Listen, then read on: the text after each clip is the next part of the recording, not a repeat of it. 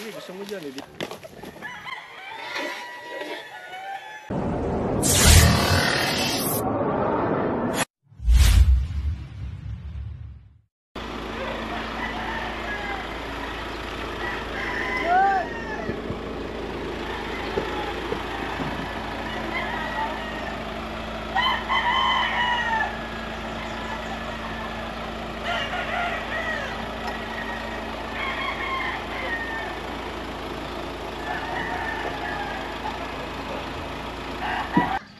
So, anong pangalan niyo, ma'am?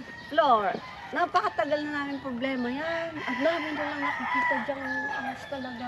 So, gagawin natin ngayon, ma'am. Ikot muna kami sa lugar. Pag-aralan namin kung saan gagaling yung ahas nyo. At obviously naman, habitat yung lugar nyo. So, search and rescue muna. Huliin namin yung kaya namin kunin.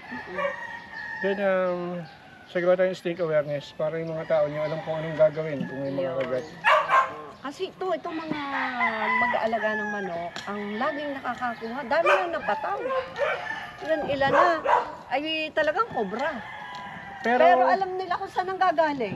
Yun, mas Nung maganda. isang araw nga, nagpasilab na kami, sinilaban yung mga puno doon, mga damo. At doon nga daw madalas. Eh, sabi ko, paano na yan? So, wala ba bang incident dito ng snake bite? Wala naman. O, kung sakaling may nakagat, anong gagawin ninyo? Yun nga po, opo. So, explain natin sa kanila yon. Tara na, tignan natin. Kasama ko siya, Baitan. Unang-una, ito nga, yung mga B1, B2. ang mga katabi ko, tubuhan. Tubuhan, puro tapos ito, 11 hectares na wala namang nag-iintindi, ay makalago din. Ang hindi mo na dinadalig. Pwede po ba kami magkasama sa... Opo, yes sir. Hindi kayo sa manok, ha? Ay, naupo sila sa amin. Na, Hindi talaga sa inyo to.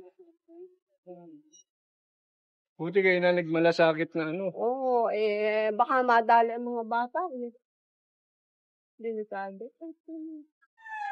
Ito lang, parang ganyan. Bangis, bagsik. Ay, dalawang araw. Silang nakakaalam. Hello. Cobra King po. Okay lang. So, paano po? Saan nyo nakikita lagi yung mga cobra? Ganda mo. Tangyan Ano dyan? Sama natin.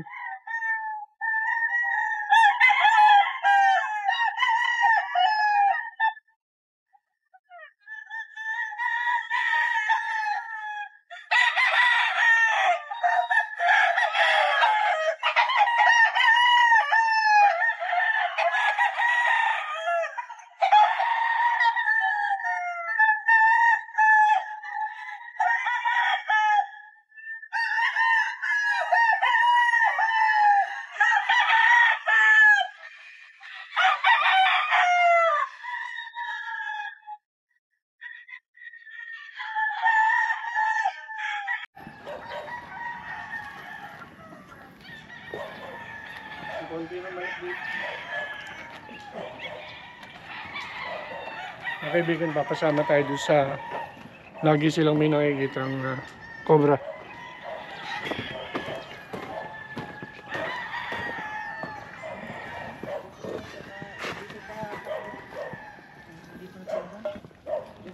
Saan? Halika rito, halika. Boss, sabihin mo sa amin yung mga nakita mo, yung experience mo.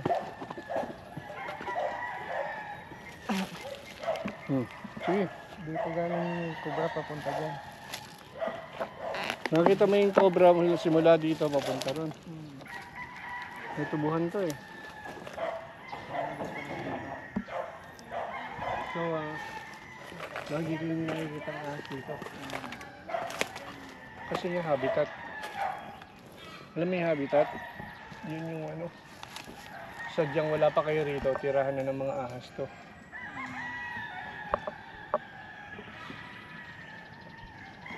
Tapos, nilagyan nyo ng mga manok. Natural lang na magkakaroon tayo ng problema sa ahas. Pero awa naman ng Diyos, wala naman nakakagat, no? Wala na. So, tingnan natin ano, kung anong mahuhuli natin dito. Yung makikita natin. Yung nakita nyo, palabas naman. punta na dito. Siguro pinakamagandang gawin natin is hanapin natin yung malalapit sa bahay. Kasi yun ang priority namin eh. Hindi yung malayo na hanapin natin. Dun sa malalapit tayo sa bahay maghahanap.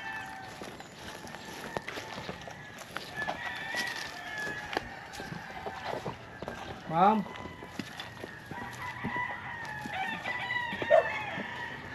Dito kami sa yung mga saan ba kayo may mga bude-bodega yan, may mga ganyan. Wala ba silang nakikita rito na yung bagong pinagbalatan? Meron kayo nakikita? Hindi ko alam kung saan nakatira o dito. Hindi ka nakatira dito? May nakatira dito. Meron. Kasi silyado naman hindi sila mapapasok.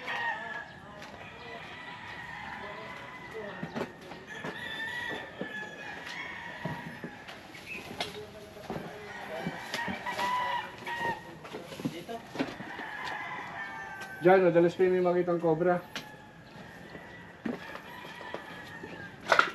Kailangan natin flashlight. May flashlight po kayo.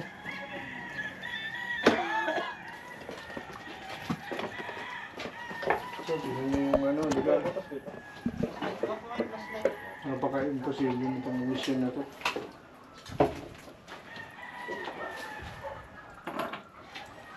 May YouTube naman. Tingnan niyo. Oh! Hello. Meron na dito.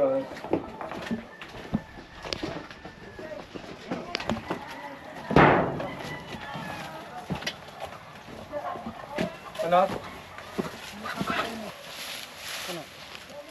Oh.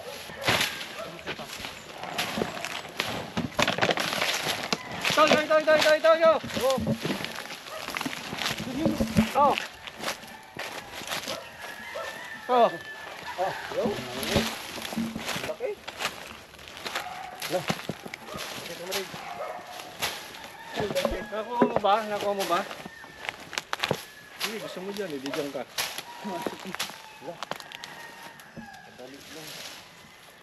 Nakakuha tayong isa mga kaibigan. Tingnan mo, baka meron pa uli.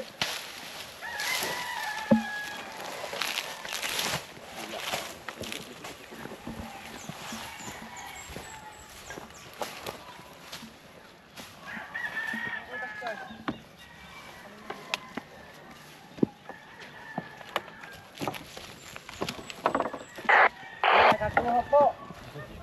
Nakakuha. Yan, nasa loob. Oh. Hindi na nakatira? Oh. Yan, ayoko makita. Yes? Nakuha na. Nakita mo nung doon may pinigbakasan. Sabi na eh, doon talaga eh. So mga kaibigan, sa pag-aalog nila doon sa likod, yung dalawa. Pakita mo yung dalawa. Ni B1 at ni B2. Nakakuha tayo ng isang naha Philippinensis. Kasi yung makasunod siya dyan, makita niya? Opo. Ikaw ba ang caretaker dito?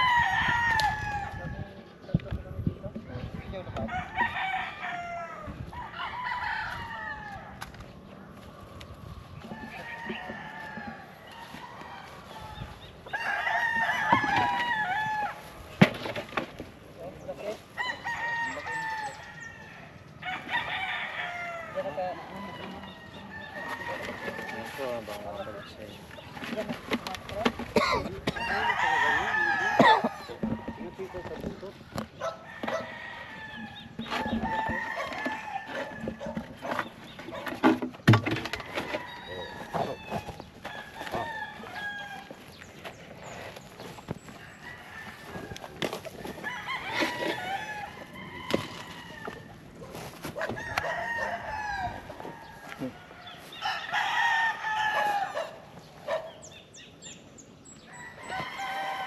Wala eh. Wala lang time kumuha ng clip. So meron pa ba tayo ron? Tara.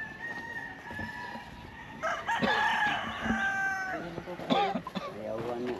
Ito, buddy, last lang.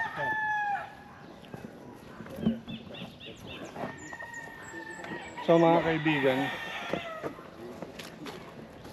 kinuha natin yung isa. Nilagay natin sa supot.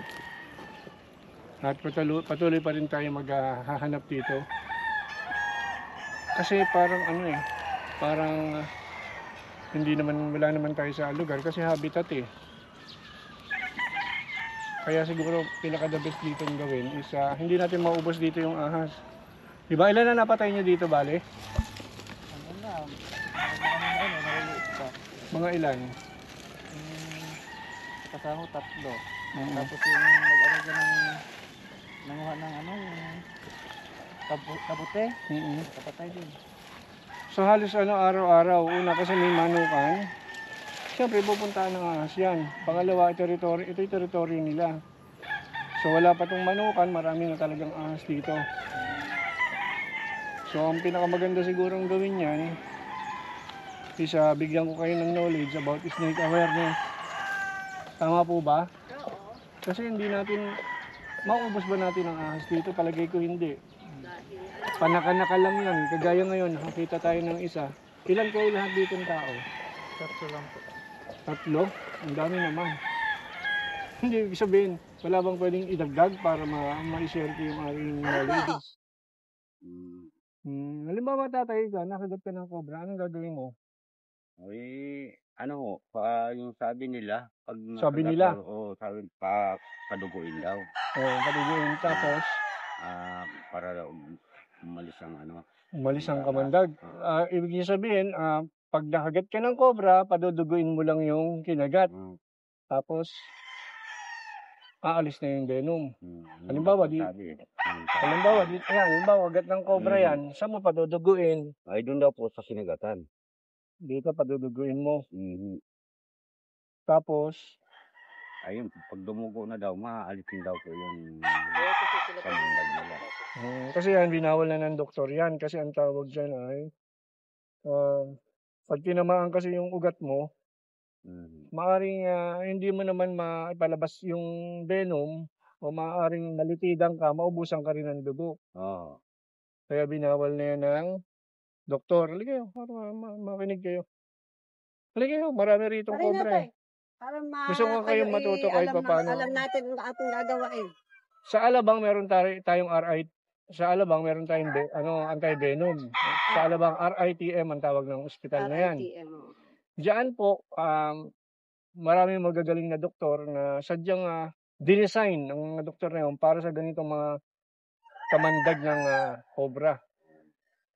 Ngayon po, doon natin dadalhin yung pasyente. Huwag sa mga albularyo. Ano? Oo. Ngayon, tanong nyo sa amin is, ang layo naman. Diba? Anong lugar to? Padre Garcia. Padre Garcia. Tapos Alabang pa, ang layo. Aabot pa kaya sa ospital yung nakagat? Siguro hindi na. Kung hindi na po. Kung hindi mo alam ang gagawin mo. So kasi dapat ganito yan. Kailangan pag nakagat ka ng ahas, hindi nakagat ka ng ahas ngayon, dapat umupo ka, less movement. Yung ahas, alis naman na yun. Kasi ninenervyos ka na niyan, yung nervyos mo nakakapagpabilis ng daloy ng dugo mo. Just imagine yung venom sumama sa dugo mo, sa circulation ng blood mo papunta sa utak mo, which is delikado. So paano mo madedelay yung venom sa pagpunta sa utak mo para umabot ka pa sa ospital, maturukan ka ng anti-venom? Ganito yan. Wala tayong upuan. Umupo ka.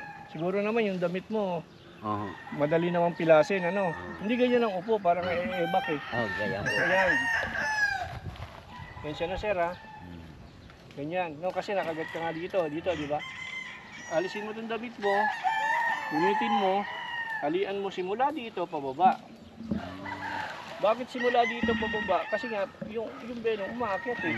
Isalubungin mo na kasi kung dito mo rin itatali, baka lumampas. Para So, salubong ka. hindi na tumakbo. Pagkatapos, i-maintain mo yan na hindi gumagalaw. Ito rin, i-maintain mo na hindi gumagalaw. Paano mo gagawin yun? Itali mo rin to. Para yung dalawang yan. Then, humingi ka ng tulong. Para ikaw ay mabuhat, papunta sa sasakyan. Huwag kang maglalakad. Kasi pag naglakad ka, magkakaroon ng effort at yung venom, mabilis na tatakbo yan pupunta sa utak mo. Pag binuhat ka ng ganon, dire-diretso sa mabilis na sasakyan papunta sa alabang. May isa pa daw kay kuya. Ay, sa iyo. Ngayon, pag nasa alabang ka na, iimbestigahan ka ngayon. Kung nakakapagsalita ka pa, ibig sabihin hindi pa masyadong kumalat yung venom or walang venom na pumasok sa katawan mo kasi minsan, ma'am, dry bite yung kagat ng cobra. Tapos yun, sila nang bahala sa inyo. Sadyang nyo lang pinakamalapit, Alabang. Opo yun lang Dito sa atin wala. I think Lucena siguro, magtatanong tayo sa Snake ID kung saan meron. Gusto nyo mag-join kayo sa group na Snake ID. Hanapin nyo sa Facebook, Snake ID. Maganda rin kayo mag-join doon. Marami kayong malalaman tungkol sa snake. At member ako doon. So sana nakatulong yung konting snake awareness. Kahit na ilan lang tayo, isa, dalawa. Yung iba hindi nakikinig. Bahala sila. Kung may mangyaring encounter, at least alam nyo na. Yan. Kasi, tignan nyo mama, Opo. kahit si Superman, kahit na sino magaling na snake hunter, hindi mauubos yung snake dito. Tama. Nakuha namin yung isang snake doon kasi ayon sa salaysay ninyo, ginasihan lang namin. At doon sa lugar na yon, Nandun lagi. nandun lang yung pwede niyang pasukan, most possible. So hanggang ngayon, nag-aanap pa rin kami. Yan. Nandun sila. Tol, sumo dun.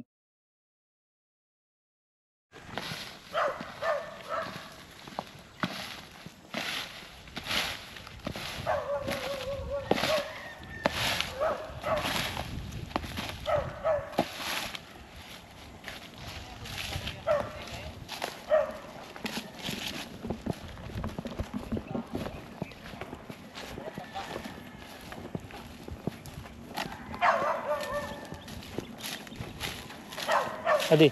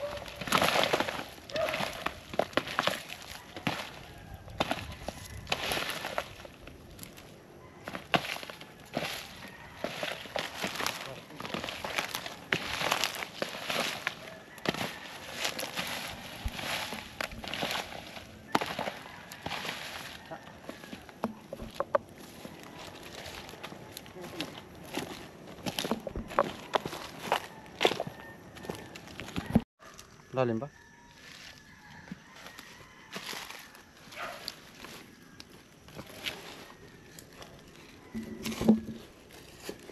Babaw na. Makaling ano lang. Ito ba? Kailangan natin bumili ng... Kung wala kayong Yung mabilan, mister ko, nung nabubuhay pa, di marami akong native na manok dito. Baynet siya na, pero hindi naman yung sinasabi mo. Yung kulay black, siya niya ipinambabakod. Talagang nakakahuli. mas makakahuli yung ano. Nakakahuli. Mas makakahuli yung sinasabi ko sa inyo, Panto. So mga kaibigan, naikot natin yung buong lupa ni Ma'am. Nagsagawa na rin tayo ng konting snake awareness sa mga tao niya. Just in case na may maaksidente, medyo alam na nila yung gagawin nila. So Ma'am, ano po masasabi ninyo? Ako po bigla ko lang napanood kanina. Ako po tuwan-tuwa at ako naremedyohan yung matagal na naming problema din eh. Oh, matagal na yan. Napakarami na nang napapatay din. Maigi naman at nagkaroon ng solusyon. At may makakontak kami just in case may mga ilangan din sa inyo. Pwede niyong batiin, Ma'am, yung mga mahal niyong nanonood ngayon sa atin. Oh, baka may gusto kayong batiin. Shout out, Ma'am. Ganun. Lang po. Sila kapitan, mga ganon. Dito sa, kapitan ng aming barangay. Yan, pag tayo may problema sa mga ganyan, ari po, madali pala silang tawagan. Nagkataon po na medyo malumuwag yung schedule namin. Actually, papunta kami ng Northern Samar. Abangan nyo kami sa Northern Samar, mga kaibigan. Sa 24, 25, meron kaming snake awareness doon sa buong Samar. Gaganapin yun sa Pet Day yata. Magaling naman at kami paliwanagan din kung ano yung mga first aid, pagka in case may nakagat, alam mo gagawin, alam ko saan dadalhin. Yeah, hindi ko sa albularyo. Thank you very much, Ma'am. Thank you rin, thank you. Okay. Pagbablog at nalaman namin na may ganun pala. Okay. Thank you.